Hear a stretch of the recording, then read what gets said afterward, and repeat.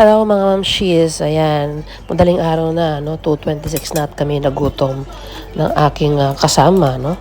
Ito at nagluto pa ako ng tacos at ang anak ko, kung naririnig niyo yung cartoon na pinapanood niya, gising din siya. Parang parang aswang to eh. So ayan na nga, naglagay na tayo ng sangkap ng ating tacos. Kinamay ko na kasi ako naman kakain yun eh. Ayan, at syempre lalagyan natin ng cheese at sauce. Actually, ako lang gumawa nito at version ko to. Masarap naman siya. No? Kung matry nyo, di ba? Punta kayo dito sa bahay, try nyo. So, sarap nga niyan. At syempre, cheese. Pupunuin natin ng cheese.